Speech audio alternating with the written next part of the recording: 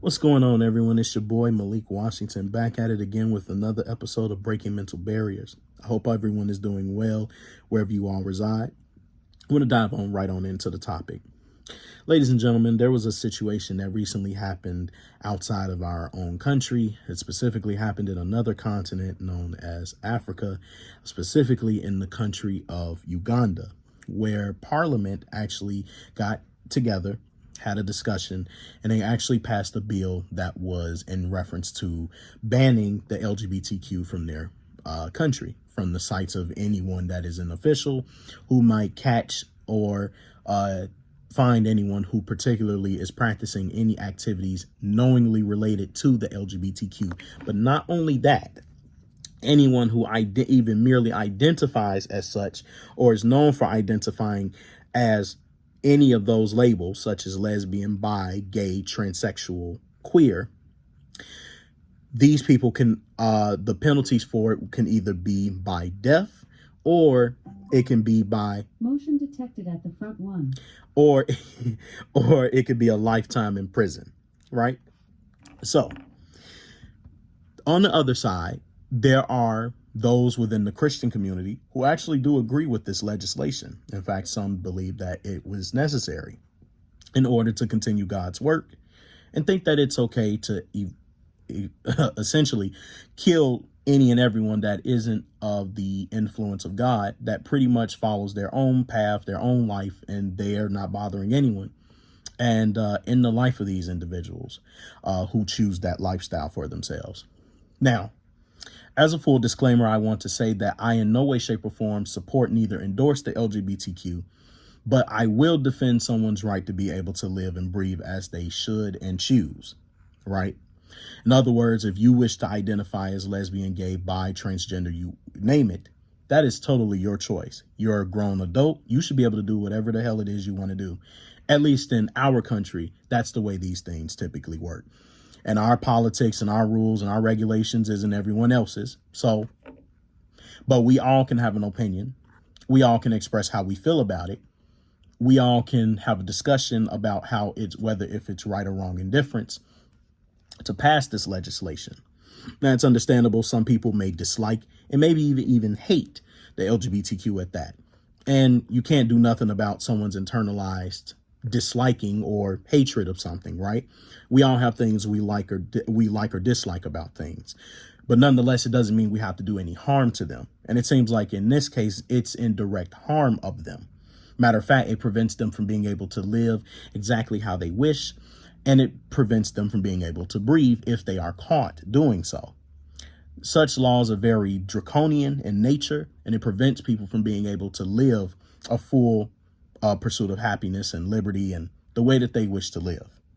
Now, me personally, having grew up in America, I have a different take on it. It's pretty nuanced in that there's an instance where I agree in the fact that the whole lifestyle or what they choose to do is obviously spiritually sinful in the sense of its in context of what the scriptures write, because my foundation obviously is the Bible as well.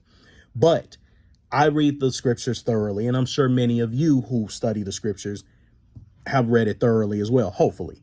If not, then okay, that's fine. We all have different levels of understanding, and that's okay. Everyone can, the bottom line is anyone can learn who wishes to learn. But that's neither here nor there. We've all read, many of us have read the scriptures, and I'm sure many of us have read about the various sins in the Bible that man has committed since the dawn of time. The problem is with Uganda and their legislation is that it actually prevents people from living, right? So if they get caught, it's either life in prison or it's death. And see, the problem with this way of thinking is, let's ban this one particular sin out of our country because it will please God. It will please God, but it will also keep our children going. It will also prevent them from being influenced by anything that is opposing to God's eyes, you name it. One thing we have to understand is that in Africa, their three main religions are Christianity, Islam, and African spiritual traditional religion, right? But Islam and Christianity take over. They are they have a high propensity in their countries. And so with that being said, it stands to reason that many of them agree of homogeneously that this lifestyle is wrong. But obviously there are people in Africa who do exist that do lean the other way. They lean for the same team. And for many of us who live in America from the West, from that standpoint, we don't see anything wrong with it. Clearly, because some of us either endorse it, support it. We have family members that are also of these particular paradigms. And we wish for people to just live as they wish to live, even if some of us either agree or disagree with that lifestyle. However, in this instance, one of Uganda's reasons for why they did it was because they said it was to please God, and that biblically, the homosexuality is a sin. Now, here's the problem with this entire thing, right?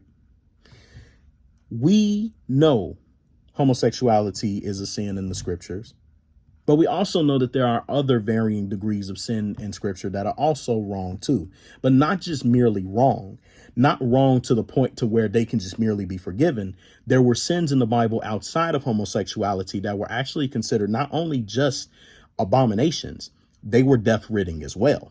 And I can give you quite a few, one of which we all have done as man, woman, or child, and can all be found guilty of if the Bible were to be placed in front of us, the book of life itself, to be placed in front of us, and it shows and holds account of the things that we've either said or done. Lying is the most baseline thing that we have all done, whether if it's a white lie or if it's a black lie, if it's a lie that's serious or if it's a lie that's, it doesn't hurt, but it's like, damn, that's crazy. You actually lied about that shit, right? So, and some people, they're compulsive liars. So sometimes they lie for the sake of lying and they don't have an actual reason for why they do it. They just do it. I guess it's because they don't want people to realize things about themselves, but that's neither here nor there. But lying is one of those things that's considered an abomination in the scriptures. And I believe, if I'm not mistaken, that's either Proverbs 4 or Proverbs 12. But it lists the varying degrees of sins that were considered an abomination to the Lord. Haughty eyes was another one. Running into mischief is another one. Sowing discord and divisiveness amongst one another, amongst your brethren, that was another one. And quite a few more. Idolatry is a huge one in the scriptures. That's a big one.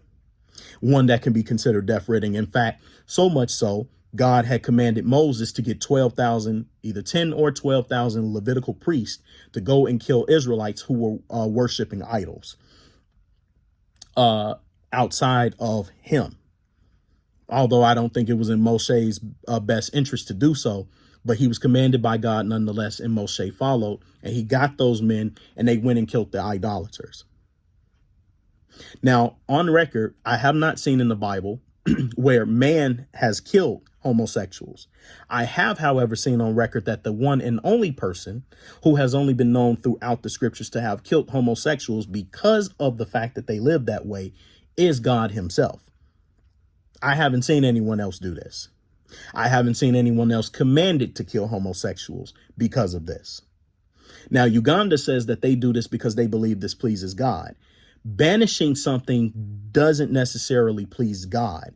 The ability to change from those ways in spite of the fact that it's here pleases the Creator.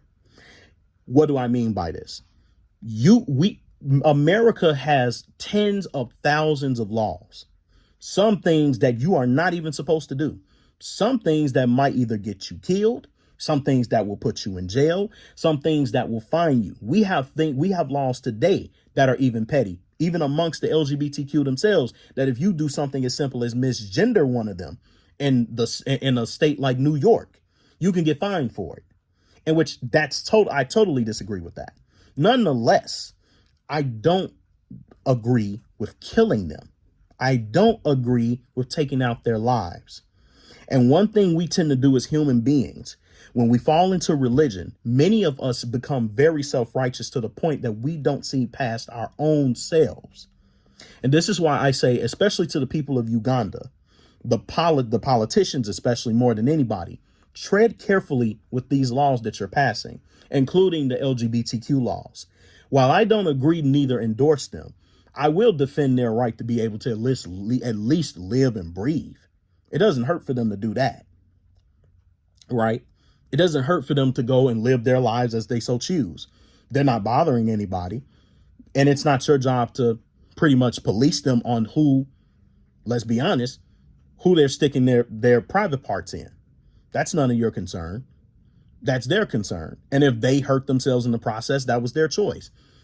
And if they're loving someone of the same attraction, that's their choice. That has nothing to do with you, because even if you banish that and you prevent them from doing it and they're going in the closet, guess what still remains? Homosexuality. The law might very well exist for them not to do it out in the public. But if they're in the closet, that's not banishing anything. And another thing, it's not bringing them closer to God or Christ at that. In fact, it might even just make them separate even more from them, because guess what? If you kill the homosexuals, how are you bringing them closer? You can't do that if they're dead. You can do it if they're alive, though. But see, but therein lies the problem. We want to exclude one group of people and include everyone else. But see, here's what we don't realize. Straight people do just as many crimes outside of sexuality and attraction and sexual orientation, you name it, sexual expression, than, let's say, the LGBTQ. Now, that's not to say that LGBTQ people don't do other crimes. Obviously, they do. They're human just like straight people are. But the problem that stands is that you've excluded like 95% of the world. I mean, you've forgotten 95% of the world, but you've excluded the lesser. And there's only few of them in population. And I imagine in Africa, you probably couldn't even tell, because y'all done scared them off. Now they have to hide themselves. They can't be who they are. They have to do things on the low, on the down low. The thing is, by you doing this, you've just made yourself to look like a total hypocrite, and it's double standards. And do you know why? Because not only is that sin death-ridden, but the most basic things that we have done in society as human beings, as mankind, we could be put to death too. Just from the fact, and politicians, one of their greatest advantages, but one of their more spiritually siphoning qualities is the fact that they lie. Politicians are very good at that. If you know what Machiavellianism is, that's a perfect example of it. Lying is one of the greatest qualities of a Machiavellian politician. And many of you all, whether if it's I don't care where it's at, whether if it's in America, if it's in Africa, if it's in Asia, or if it's in Europe, if you're a politician, I guarantee you haven't been 100% with the people on every single thing that you've done as a leader. Some things you probably even hid from them. Some things you probably even did behind the scenes. No one even knows about, but God surely does. Abba Yah surely does. He certainly does. But everyone else is thinking, oh, you're just the picture perfect leader, when you're really not. And anyone that's sitting here saying it's okay to ban an entire group of people from being themselves, well, the same could be said for the entire population. So then that means if we put the Bible before all of you and we see that there's sins in here where anybody who's a liar, haughty, running into mischief, sowing discord, all those things, committing idolatry, if they're doing all those things, guess what you also have to enforce? Laws that also prevent that too. Just like you got laws that tell you not to steal, not to kill, there should be laws that should put to death anyone that lies. Now, how intense is that? You wouldn't like that, would you? Motion detected at the front one. You wouldn't like that, would you? You would hate it. You would despise it, because you would wish you could have a second chance, wouldn't you? You would wish you could have grace for the things that you've done wrong. You can't bring people to Yeshua by killing off people who might have the potential chance of being able to see the light again. By killing them off, you prevent them from being able to come closer to the Most High. In fact, you just cut off their blessing, the ability to have the second chance, the ability to redeem themselves and actually do better. They may not even want to do that lifestyle again, but because you killed them, but because you took them out, but because you said this is in the name of pleasing God himself, you just took out one of his creatures who potentially could have had the chance to come back to him. Maybe. Some, I will humbly admit, they're far gone. You can't do shit. Can't do nothing with them. Can't tell them nothing. I get it. But at the end of the day, even with them, it's not our job to sit there and try to end their lives. And even in the book of Revelations, Yeshua told John the Revelator, he said, let the good be good, the evil be evil, the holy be holy, the separate be, which is the same thing, separate be separate.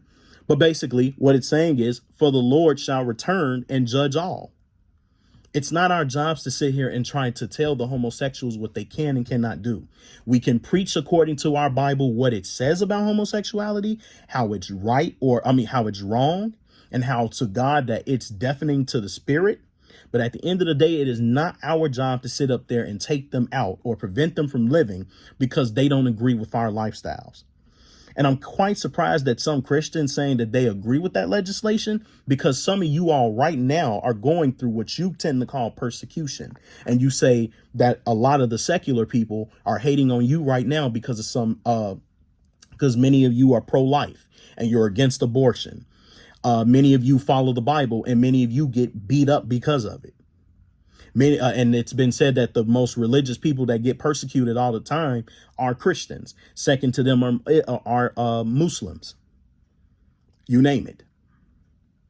You all are getting treated with just as much vitriol, probably more so than the LGBTQ. But yet you're sitting up here agreeing to legislation that says that it's okay to kill off the LGBTQ. I'm surprised at that, because many of you have read the scriptures and y'all are the main ones that preach about grace and becoming unto Christ and being anointed under the blood of Jesus. All that shit. Y'all are the main ones. And now all of a sudden that there's a legislation that Uganda passes that says ban anti-LGBTQ laws that actually prevent them from being able to live and breathe. Some of them may get lucky and just get life in prison, but that's not luck. It's luck in the sense that they get to keep their life. It's not luck that they don't get the chance to live the life that they choose. Many of you all don't get to live the life that you choose either by preaching the gospel, because people persecute you, kick you out of their buildings, kick you out of their schools, kick you out everywhere. And y'all support that of all things, which is quite shocking. And granted, I'm not saying all Christians. I'm referring to the ones that agree with this. So those of you who don't, I'm not talking to you. Those of you who don't fit that shoe, don't put yourself in the shoe that doesn't fit you. I'm referring to the ones that specifically agree and uphold that belief that this is okay. Because once again, if it's okay to sit here and ban the LGBTQ, then you got to ban liars. You got to ban people that are haughty. You got to ban people that sow discord. You got to ban people that are divisive. And by that, I mean that they're sowing discord. They're constantly causing contention amongst brethren, causing confusion, you name it. Those who are worshiping idols, something beyond the creator. You're going to have to do all of that. Now, again, Uganda is its own country. They have the right to be able to assign whatever legislation they so choose according to their people. But again, just because you pass something doesn't make it morally correct. It doesn't make it biblically correct.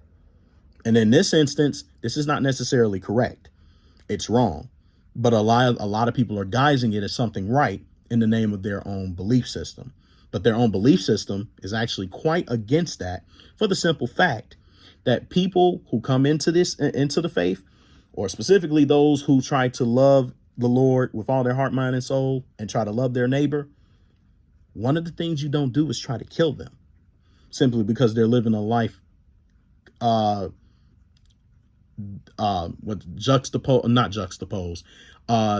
diametrically opposed to their own lifestyle. They don't try to do that at all. But here we are. We have to do better. Africa, specifically countries like Uganda, you all got a lot to think about. And I will say this, the LGBTQ is not the only sinners among you, because the idea of transgressing law is sin. And many of you, and even some, including many of you who passed that legislation, I guarantee you have broken the commandments in the scriptures plenty. So think about what you just did. The same way you're banning LGBTQ, are you banning liars? Are you banning murderers? Are you banning the thieves? Are you banning idolaters? Are you banning people that are prideful? Are you banning people who are sowing discord? All of that jazz. You got to think about that. But you're not doing that. And they are the biggest of your population, because that's the overwhelming majority of, if not all of you. So are you ready to take yourself out of the earth? Because you fit that criteria as well. But we're just going to leave it right there. Ladies and gentlemen, my name is Malik Washington, and I hope you enjoyed this video. Have a good day or good night wherever you reside, and I thank you for listening if you got this far. Stay tuned until the next episode. Comment, like, subscribe to this channel if you enjoyed the content that I put out. The more you like the video, the more the video goes up in the YouTube algorithm, and more people are given this message. So thank you for listening, ladies and gentlemen. I'll see you until the next one.